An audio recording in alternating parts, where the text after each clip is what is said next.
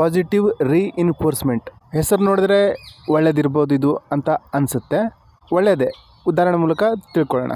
ನಿಮ್ಮ ಮಗು ಮೊಬೈಲಲ್ಲೇ ಇಡೀ ದಿನ ಆಟ ಆಡ್ತಾ ಇರುತ್ತೆ. ನೀವೇನು ಮಾಡ್ತೀರಾ ಅಂದರೆ ಔಟ್ಡೋರ್ ಆಟ ಆಡಿದ್ರೆ, ಹೊರಗಡೆ ಹೋಗಿ ಆಟ ಆಡಿದ್ರೆ ನಿನಗೆ ಸೈಕಲ್ ಕೊಡಿಸ್ತೀನಿ ಅಂತ ಹೇಳ್ತೀರಾ. ಇದು ಪಾಸಿಟಿವ್ ರೀಎನ್ಫೋರ್ಸ್ಮೆಂಟ್. ಉದ್ದೇಶ ಒಳ್ಳೆದಿದ್ದೆ, ಹೊರಗಡೆ ಹೋಗಿ ಆಟ ಆಡಿದ್ರೆ ಬಾಡಿ ಫಿಟ್ ಆಗಿರುತ್ತೆ, ಮೈಂಡ್ ರಿಲ್ಯಾಕ್ಸ್ ಆಗಿರುತ್ತೆ ಅಂತ ನೀವು ಹೇಳಿರ್ತೀರ. ಇನ್ನೊಂದು ಉದಾಹರಣೆ, ನೀವು ಬಾಸ್ ನಿಮ್ಮ ಎಂಪ್ಲಾಯಿಗೆ ಹೇಳ್ತೀರಾ 15 ದಿವಸದಲ್ಲಿ ಈ ಕೆಲಸ ಮುಗಿಸ್ಕೊಟ್ರೆ ಮಂತ್ಲಿ ಆ್ಯಂಡ್ ನಿಮಗೆ ಬೋನಸ್ ಸಿಗುತ್ತೆ. ಎಂಪ್ಲಾಯಿಗಳು ಖುಷಿಯಾಗಿ ಕೆಲಸ ಮಾಡ್ತಾರೆ, ಯಾಕಂದರೆ ಹಾರ್ಡ್ ವರ್ಕ್ ಮಾಡಿದ್ರೆ ಮಂತ್ ಎಂಡಿಗೆ ಸ್ವಲ್ಪ ಬೋನಸ್ ಸಿಗುತ್ತೆ ಅಂತ. ಇನ್ನೊಂದು ಉದಾಹರಣೆ, ನಿಮ್ಮ ಮಕ್ಕಳು ತರಕಾರಿ ತಿನ್ನಲ್ಲ. ನೀವೇನು ಹೇಳ್ತೀರಾ, ತರಕಾರಿ ತಿಂದರೆ ನಿಮಗೆ ಐಸ್ ಕ್ರೀಮ್ ಕೊಡಿಸ್ತೀನಿ ಅಂತ. ಮಕ್ಕಳು ಐಸ್ ಕ್ರೀಮ್ನ ಆಸೆಗೆ ತರಕಾರಿ ತಿನ್ನಲಿಕ್ಕೆ ಸ್ಟಾರ್ಟ್ ಮಾಡ್ತಾರೆ. ಮ್ಯಾನಿಪುಲೇಟರ್ ಈ ಟೆಕ್ನಿಕ್ ಉಪಯೋಗಿಸಿ ನಿಮ್ಮನ್ನು ಕಂಟ್ರೋಲ್ ಮಾಡಲಿಕ್ಕೆ ನೋಡ್ತಾರೆ. ಉದಾಹರಣೆ ಹೇಳಬೇಕಂದ್ರೆ, ಟಾಕ್ಸಿಕ್ ಗಂಡ ಮನೆಗೆ ಬಂದು ಹೆಂಡತಿಗೆ ಚೆನ್ನಾಗಿ ಹೊಡಿತಾನೆ. ಕೆಲವು ಸಮಯದ ನಂತರ ಏನು ಮಾಡ್ತಾನಂದರೆ, ಸಮಾಧಾನ ಆದಮೇಲೆ ಹೆಂಡತಿಗೆ ಗಿಫ್ಟ್ ತಂದು ಕೊಡೋದು ಅಥವಾ ರಾತ್ರಿ ಊಟ ಹೊರಗಡೆ ಹೋಗಿ ಮಾಡೋಣ ಅನ್ನೋ ಥರ ಆಮಿಷ ತೋರಿಸೋದು, ಎಕ್ಸ್ಟ್ರಾ ಪ್ರೀತಿ ಕೊಟ್ಟಂಗೆ ಮಾಡ್ತಾನೆ. ಯಾಕೆಂದರೆ ಈ ತಿಂಡಿ, ಗಿಫ್ಟು, ಎಕ್ಸ್ಟ್ರಾ ಲವ್ ಇದ್ರ ಮೂಲಕ ಅವಳ ವರ್ತನೆಯಲ್ಲಿ ಕಂಟ್ರೋಲ್ ತಗೊಳ್ಳಿಕ್ಕೆ ನೋಡ್ತಾನೆ. ಈ ಎಕ್ಸ್ಟ್ರಾ ಪ್ರೀತಿ ಏನಿದೆಯಲ್ಲ, ಇದೇ ರೀಎನ್ಫೋರ್ಸ್ಮೆಂಟ್ ಅಂದರೆ, ಪಾಸಿಟಿವ್ ರೀಎನ್ಫೋರ್ಸ್ಮೆಂಟ್ ಅಂದರೆ. ನೀವು ಹಿಂದಿನ ವಿಡಿಯೋ ನೋಡಿದರೆ ಐಸೋಲೇಷನಲ್ಲಿ ಹೇಳಿದ್ದೀನಲ್ಲ, ಗಂಡ ಯಾವುದಾದ್ರೂ ಬಿಸ್ನೆಸ್ ಮಾಡಿ ಫೇಲ್ಯೂರ್ ಮೇಲೆ ಫೇಲ್ಯೂರ್ ಅನುಭವಿಸಿದಾಗ ಹೆಂಡತಿ ಯಾವ ರೀತಿ ಎಕ್ಸ್ಟ್ರಾ ಪ್ರೀತಿ ಕೊಟ್ಟು ತನಗೆ ಬೇಕಾದಂಗೆ ಗಂಡನ ತಿರ್ಸ್ಕೊಂಡು ಬಿಡ್ತಾಳಲ್ಲ, ಮೈಂಡ್ ಗೇಮ್ ಮಾಡ್ತಾಳೆ, ಇಮೋಷ್ನಲ್ ಬ್ಲ್ಯಾಕ್ ಮಾಡ್ತಾಳಲ್ಲ, ಆ ರೀತಿ ಈ ಎಕ್ಸ್ಟ್ರಾ ಪ್ರೀತಿ ರೀಎನ್ಫೋರ್ಸ್ಮೆಂಟ್. ಇನ್ನೊಂದು ಉದಾಹರಣೆ ಯಾವ ರೀತಿ ತಗೋಬೋದು ಅಂದರೆ, ನಿಮ್ಮ ಆಫೀಸ್ನ ಬಾಸ್ ಅವರು ಆಫೀಸ್ನ ರಿಸೋರ್ಸ್ನ ಉಪಯೋಗಿಸ್ಕೊಂಡು ಲೀಗಲಾಗಿ ದುಡ್ಡು ಮಾಡ್ತಾ ಇರ್ತಾರೆ. ಅದು ನಿಮ್ಗೆ ಗೊತ್ತಾಗುತ್ತೆ, ನೀವು ಗಮನಿಸ್ತೀರ. ಅವಾಗ ಏನು ಮಾಡ್ತಾರಂದರೆ, ನಿಮಗೆ ಪ್ರಮೋಷನ್ನ ಆಸೆ ತೋರಿಸ್ತಾರೆ, ನೀವು ಬಾಯಿ ಮುಚ್ಕೊಂಡು ಇರ್ತೀರ.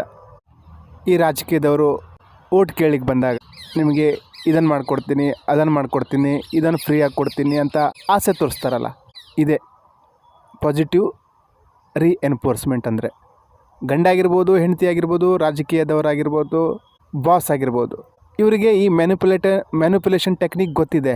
ಏನಂದರೆ, ಏನಾದರೂ ತಪ್ಪು ಮಾಡಲಿ, ಕೊನೆಗೆ ಸ್ವಲ್ಪ ಇವರಿಗೆ ಲಾಭ ಕೊಟ್ಟರಾಯ್ತು, ಬಾಯಿ ಮುಚ್ಕೊಂಡು ಇರ್ತಾರೆ. ಅರ್ಥ ಆಯ್ತಲ್ಲ ಯಾವ ರೀತಿ ಮ್ಯಾನಿಪುಲೇಟರ್ ನಿಮ್ಮನ್ನು ಪಾಸಿಟಿವ್ ಎನ್ಫೋರ್ಸ್ಮೆಂಟಿಂದ ನಿಮ್ಮನ್ನು ಕಂಟ್ರೋಲ್ ಮಾಡ್ತಾರೆ ಅಂತ. ವಿಡಿಯೋಗಳು ಅರ್ಥ ಆದರೆ, ಉಪಯೋಗ ಇದೆ ಅನಿಸಿದ್ರೆ ದಯವಿಟ್ಟು ಶೇರ್ ಮಾಡಿ. ಯಾಕಂದರೆ ವ್ಯೂಸು ಬರ್ತಾ ಇಲ್ಲ. ಇಲ್ಲಿ ಥಂಬ್ನೇಲು ಡಾರ್ಕ್ ಸೈಕಾಲಜಿ ಅಂದರೆ ನೆಗೆಟಿವ್ ಇಮೇಜ್ ತೋರಿಸೋ ಥರ ಇದ್ದರೂ ಸಹ ಇಲ್ಲಿ ನಾವು ನಿಜವಾಗ್ಲೂ ತಿಳ್ಕೊಬೇಕಾದಂಥ ಸತ್ಯಗಳಿವೆ. ಸತ್ಯ ಕಹಿ ಆಗಿರುತ್ತೆ, ಯಾರು ನೋಡ್ಲಿಕ್ಕೆ ಇಷ್ಟಪಡಲ್ಲ. ಆದರೆ ಇಲ್ಲಿ ನೀವು ಯಾರಿಗೋ ಮೋಸ ಮಾಡಬೇಕು, ವಂಚನೆ ಮಾಡಬೇಕು, ಟೋಪಿ ಹಾಕಬೇಕು ಅಂತ ನಾನು ಇದನ್ನು ಮಾಡ್ತಾ ಇಲ್ಲ. ನೀವು ಯಾರಿಂದ ಮೋಸ ಹೋಗಬಾರ್ದು, ನಿಮ್ಮನ್ನು ಯಾರು ವಂಚಿಸಬಾರ್ದು ಅನ್ನೋ ಉದ್ದೇಶಕ್ಕೋಸ್ಕರ ಈ ವಿಡಿಯೋ ಮಾಡ್ತಾಯಿದ್ದೀನಿ. ಯಾಕಂದರೆ ನಾನು ಮನಸ್ಸಿಗೆ ನೋವಾಯಿತು, ಮನಸ್ಸನ್ನು ಏಕಾಗ್ರಗೊಳಿಸೋದಾಗೆ ನಂಬಿ ಮೋಸ ಮಾಡಿದ್ರೆ ಏನು ಮಾಡೋದು, ಇಂಥ ವೀಡಿಯೋಸ್ಗೆ ವ್ಯೂಸ್ ತುಂಬ ಬರೋದನ್ನು ನೋಡಿದ್ದೀನಿ, ನನ್ನ ಚಾನಲಲ್ಲೂ ಬಂದಿದೆ. ಆಮೇಲೆ ಪಶ್ಚಾತ್ತಾಪ ಪಡೋದಕ್ಕಿಂತ ಎಚ್ಚರಗೊಳ್ಳೋದ್ರಲ್ಲಿ ತಪ್ಪಿಲ್ಲ ಅಲ್ವಾ? ಹಾಗಾಗಿ ವಿಡಿಯೋ ನೋಡಿದಂಥವರು ದಯವಿಟ್ಟು ಶೇರ್ ಮಾಡಿ, ಒಳ್ಳೆಯದನ್ನು ಸಪೋರ್ಟ್ ಮಾಡಿ. ಯಾಕಂದರೆ ಒಳ್ಳೆಯದಕ್ಕೆ ನೀವು ಸಪೋರ್ಟ್ ಮಾಡಿಲ್ಲ, ಒಳ್ಳೆಯದನ್ನು ನೀವು ಗುರುತಿಸಿಲ್ಲ ಅಂದರೆ ಕೆಟ್ಟದ್ದು ಆಟೋಮೆಟಿಕ್ಕಾಗಿ ಬೆಳ್ಕೊಂಡ್ಬಿಡುತ್ತೆ. ಬೇಡದಿದ್ದ ವಿಚಾರಗಳು, ಬೇಡದಿದ್ದ ರೀಲ್ಸ್ಗಳು ನಮ್ಮ ತಲೆಯಲ್ಲಿ ಆಕ್ರಮಣ ಮಾಡಿಬಿಡ್ತವೆ. ಹಾಗಾಗಿ ಒಳ್ಳೇದು ಬಂದಾಗ ಗುರುತಿಸೋದನ್ನು ಕಲೀರಿ, ಸಪೋರ್ಟ್ ಮಾಡೋದನ್ನು ಕಲೀರಿ. ಇಲ್ಲಿ ನಾವು ವಿಷಯನ ಅರ್ಥ ಮಾಡಿಕೊಂಡು ನಮ್ಮ ಜೀವನದ ಕಂಟ್ರೋಲ್ ನಾವೇ ಇಟ್ಕೋಬೇಕು. ಇಷ್ಟೇ ನನ್ನ ಉದ್ದೇಶ. ಈ ಪಾಸಿಟಿವ್ ರೀಎನ್ಫೋರ್ಸ್ಮೆಂಟ್ ತಿಳ್ಕೊಂಡಿದ್ರೆ, ಈಗ ನೆಗೆಟಿವ್ ರೀಎನ್ಫೋರ್ಸ್ಮೆಂಟ್ ಇದ್ರ ಬಗ್ಗೆ ತಿಳ್ಕೊಳ್ಳೋಣ. ಹಾಗೂ ಇದರಲ್ಲೇ ಪನಿಷ್ಮೆಂಟ್, ಹಾಗೂ ಇದರಲ್ಲೇ ಇನ್ನೊಂದು ಮ್ಯಾನಿಪುಲೇಷನ್ ಟೆಕ್ನಿಕ್ ಪನಿಷ್ಮೆಂಟ್ ಬಗ್ಗೆನೂ ತಿಳ್ಕೊಳ್ಳೋಣ. ನೆಗೆಟಿವ್ ರೀಎನ್ಫೋರ್ಸ್ಮೆಂಟಿಗೆ ಉದಾಹರಣೆ ಹೇಳಬೇಕಂದ್ರೆ, ನಿಮ್ಮ ಹೆಂಡತಿ ಅವ್ರ ಮಾತು ನೀವು ಕೇಳಿಲ್ಲ ಅಂದರೆ ಅವರು ಕೂಗಾಡ್ತಾರೆ, ಕಿರ್ಚಾಡ್ತಾರೆ, ನಿಮ್ಮನ್ನು ಇಗ್ನೋರ್ ಮಾಡ್ತಾರೆ. ಈ ನೆಗೆಟಿವ್ ಸ್ಟಿಮ್ಯುಲೇಷನಿಂದ ತಪ್ಪಿಸ್ಕೊಳ್ಳಿಕ್ಕೆ ನೀವೇನು ಮಾಡ್ತೀರಾ, ಹೆಂಡತಿ ಹೇಳ್ದಂಗೆ ಕೇಳ್ತೀರಾ. ಇಲ್ಲಿ ಹೆಂಡತಿ ಪತ್ನಿ ಮ್ಯಾನಿಪುಲೇಟರ್ ಆಗಿ ಕೆಲಸ ಮಾಡ್ತಾರೆ. ಯಾಕಂದರೆ ನಾನು ಹೇಳಿದ್ದು ಸರಿಯಾಗಿ ನೀನು ಕೇಳಿಲ್ಲ ಅಂದರೆ ನಾನು ಕೂಗಾಡ್ತೀನಿ, ಕಿರ್ಚಾಡ್ತೀನಿ ಅನ್ನೋ ಹಿಂಟ್ ಕೊಟ್ಟಿರ್ತಾಳೆ. ನೀವು ಅವ್ರ ಮಾತನ್ನ ಕೇಳ್ತೀರ, ಯಾಕೆ ಬೇಕು ಸುಮ್ಮನೆ ಸಮಸ್ಯೆ ಅಂತ. ಇದು ನೆಗೆಟಿವ್ ರೀಎನ್ಫೋರ್ಸ್ಮೆಂಟಿಗೆ ಉದಾಹರಣೆ. ಈ ನೆಗೆಟಿವ್ ರೀಎನ್ಫೋರ್ಸ್ಮೆಂಟಿಗೆ ಮತ್ತು ಪನಿಷ್ಮೆಂಟಿಗೆ ವ್ಯತ್ಯಾಸ ಇದೆ. ಇಲ್ಲಿ ಯಾವುದಾದ್ರೂ ಕೆಟ್ಟ ಘಟನೆ ಆಗ್ಬೋದು, ಅದನ್ನು ಆಗಬಾರ್ದು ಅಂತ ರಿಮೂವ್ ಮಾಡೋದನ್ನು ನೆಗೆಟಿವ್ ರೀಇನ್ಫೋರ್ಸ್ಮೆಂಟ್ ಅಂತಾರೆ. ಆ ಘಟನೆಗೆ ಏನಾದರೂ ಆ್ಯಡ್ ಮಾಡೋದನ್ನು ಪನಿಷ್ಮೆಂಟ್ ಅಂತಾರೆ. ಇಲ್ಲಿ ಹೆಂಡತಿ ತಾನು ಕೂಗಾಡ್ಬೋದು, ಕಿರ್ಚಾಡ್ಬೋದು, ಅದನ್ನು ತಪ್ಪಿಸ್ಕೊಳ್ಳಿಕ್ಕೆ ಬೇಡ ಅಂದರೆ ಈ ಕೆಲಸ ಮಾಡು. ಇದು ನೆಗೆಟಿವ್ ರೀಎನ್ಫೋರ್ಸ್ಮೆಂಟ್. ಪನಿಷ್ಮೆಂಟಿಗೆ ಯಾವ ರೀತಿ ಉದಾಹರಣೆ ಕೊಡ್ಬೋದಂದರೆ, ಈಗ ಹೆಂಡ್ತಿ ನಿಮ್ಮ ಮಾತು ಕೇಳ್ತಾ ಇಲ್ಲ, ನೀವು ಇಂಥವ್ರ ಜೊತೆ ಮಾತಾಡಬೇಡ ಅಂತ ಹೇಳಿರ್ತೀರ, ಅವ್ರು ಮಾತಾಡ್ತಾ ಇರ್ತಾರೆ, ನೀವೇನು ಮಾಡ್ತೀರಾ, ಕೋಪದಲ್ಲಿ ಅವರ ಮೊಬೈಲ್ನೇ ಕಿತ್ಕೊಂಡ್ಬಿಡ್ತೀರ. ಇದು ಆ್ಯಡ್ ಆಗಿರೋಂಥದ್ದು, ಇದನ್ನೇ ಪನಿಷ್ಮೆಂಟ್ ಅನ್ನೋದು. ಇನ್ನು ನೆಕ್ಸ್ಟು ಮ್ಯಾನಿಪ್ಯುಲೇಷನ್ ಟೆಕ್ನಿಕ್ ಬಂದುಬಿಟ್ಟು ನ್ಯಾಗಿಂಗ್ ಅಂದರೆ ನಿಮ್ಗೊಂದು ಕೆಲಸ ಮಾಡಲಿಕ್ಕೆ ಇಷ್ಟ ಇಲ್ಲ ಅಥವಾ ಆಮೇಲೆ ಮಾಡೋಣ ಅನ್ಕೋತೀರ. ಆದರೆ ಮ್ಯಾನಿಪ್ಯುಲೇಟರ್ ಏನು ಮಾಡ್ತಾರಂದರೆ ಈ ಟೆಕ್ನಿಕ್ನ ಯೂಸ್ ಮಾಡ್ತಾರೆ. ಅಂದರೆ ಪ್ಲೀಸ್ ಪ್ಲೀಸ್ ಪ್ಲೀಸ್ ಈ ರೀತಿ. ಅಲ್ಲೇನಾಗುತ್ತೆ ಅಂದರೆ ಅಲ್ಲಿ ಯಾರಾದರೂ ಬುದ್ಧಿವಂತರಿದ್ದರೆ ಹೋಗಲಿ ಮಾಡು ಅನ್ನೋ ಥರ ಸಜೆಷನ್ ಕೊಡ್ತಾರೆ. ಯಾಕಂದರೆ ಇಲ್ಲಿ ಮ್ಯಾನಿಪ್ಯುಲೇಟರೇ ಬುದ್ಧಿವಂತ, ಅವನೇ ತಾನೇ ನ್ಯಾಗಿಂಗ್ ಮಾಡ್ತಾ ಇರೋದು, ಆ ರೀತಿ.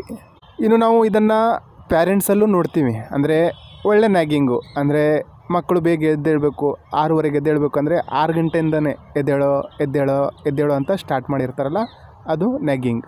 ಈ ಥರ ನ್ಯಾಗಿಂಗು ಒಳ್ಳೆಯದೇ. ಆದರೆ ಈ ಡಾರ್ಕ್ ಸೈಕಾಲಜಿಯ ಲಕ್ಷಣ ಇದ್ದಂಥವ್ರು ಈ ಮ್ಯಾನಿಪ್ಯುಲೇಷನ್ ಟೆಕ್ನಿಕ್ನ ಯೂಸ್ ಮಾಡಿ ನಿಮ್ಮನ್ನು ಹಾನಿನೂ ಮಾಡ್ಬೋದು ಅಥವಾ ತಮ್ಮ ಲಾಭನೂ ಮಾಡ್ಕೋಬೋದು.